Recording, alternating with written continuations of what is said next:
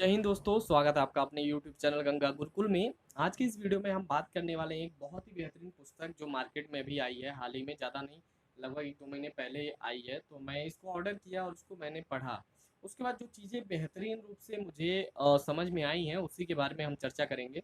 ये कोई पेड नहीं है, कोई यहाँ पे पेड प्रमोशन नहीं चल रहा है इस पुस्तक का। सबसे पहले बताते हैं पुस्तक है क्या। द आंसर राइटिंग मैनुअल करके ये बुक है और यूपीएससी गाइड पब्लिकेशन है।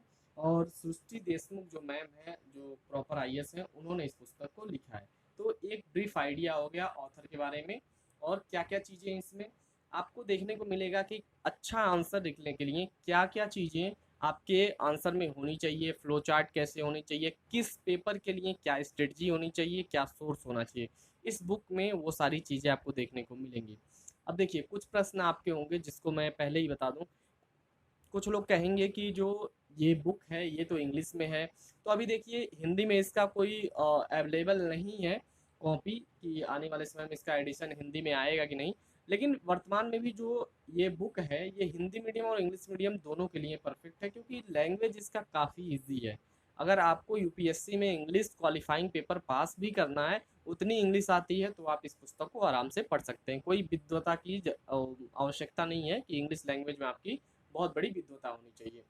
तो देखिए, इसमें हम थोड़ा सा आपको वो जो विषय सूची कहते हैं हिंदी में, उसको आपको दिखाने का प्रयास करेंगे कैसे इन्होंने कैटेगराइज किया है।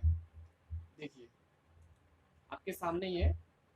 पहला इन्होंने चैप्टर रखा है यूपीएससी सीएससी एग्जाम पैटर्न के बारे में इन्होंने बताया है। फिर उसके बाद इम्पोर्टेंस ऑफ आंसर राइटिंग, फिर उसके बाद requisites of answer writing, general strategy for mains examination, ये सारे इंडेक्स यहाँ पे विषय सूची दिया हुआ है। टोटल इन्होंने लगभग मान के चलिए 18 पॉइंट कवर किए हैं इन्होंने अपने वीडियो में। इसमें एस्से राइटिंग भी दिया है कि एस्से राइटिंग कैसे करेंगे, कंपलसरी पेपर को कैसे करेंगे, सारी चीज़ें हैं। और जो मेंस 2021 हुआ था उसका आपको यहाँ पे वो क्वेश्चन का एनालिसिस देखने को मिल जाएगा। अब यहाँ डाउट्स हैं कुछ, उसके बारे में जानकारी दी गई है। बुक लिस्ट है, उसके रिसोर्स के बारे में। Pre and post Covid data जो अभी इकोनॉमिक सर्वे का है वो दिया गया है। सैंपल है एस्से का और सैंपल है आंसर्स का, जो मतलब आंसर कुछ लिखे गए हैं उसका सैंपल है। तो आपको बहुत ही आसान, जैसे नॉवेल होता है पढ़ते जाएंगे, मुश्किल से मैं इसको 3 या 4 घंटे में लगभग आधी किताब पढ़ लिया था, क्योंकि जो चीज़ें आप जानते हैं बस वही एक सीक्वेंस में अच्छे फॉर्मेट में चीज़ें बताई गई हैं। कैसे कैसे देखिए, आपको यहाँ पे बेसिक्स एकदम की, जो कुछ नहीं जानता है, जो स्टार्ट कर रहा है अभी यूपीएससी की तैयारी, उसके लिए क्या मेंस का है, सारी चीज़ें यहाँ पे दी गई हैं। कंपलसरी इंग्लिश के बारे में दिया है, कंपलसरी हिंदी दिया है, ऐसे होता है, जीएस के 4 पेपर होते हैं, ऑप्शनल के 2 पेपर है, सारी चीज़ें यहाँ पे दी गई हैं कैसे कैसे वर्क करता है, कितने नंबर का है, कितने घंटे का, ठीक है। और आगे आप देखिए, आगे इन्होंने क्या किया है कि अपना कुछ नोट्स भी शेयर किया है। ये चीज़ आपको बता दूं, थोड़ा सा विजिबिलिटी कहीं कहीं कम है, जो नोट्स है ये कहीं विजिबिलिटी अच्छी है, कहीं कहीं थोड़ी दिक्कत है, ठीक है। तो उसके लिए थोड़ी सी समस्या है, लेकिन फिर भी उतना है कि आप पढ़ सकते हैं।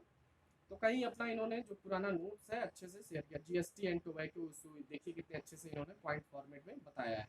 तो हिंदी मीडियम में यही समस्या है कि लोगों के पास वो चीज़ें नहीं हैं जो इंग्लिश मीडियम क्रक्स के रूप में बहुत आसानी से तैयार कर ले जाते हैं। तो हिंदी मीडियम में वो चीज़ें, वो प्रैक्टिस लानी पड़ेगी अपने अंदर।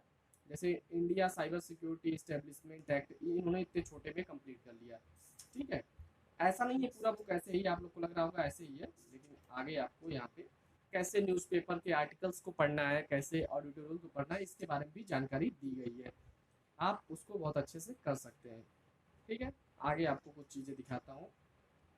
देखिए यहाँ पे strategy for general studies first, इन्होंने सभी जो पेपर हैं जीएस के 4 पेपर, उनके अप्रोच अलग अलग रखे हैं। ऐसा नहीं है एक स्ट्रेटजी बनाया तो सबके लिए कॉमन होंगे, नहीं।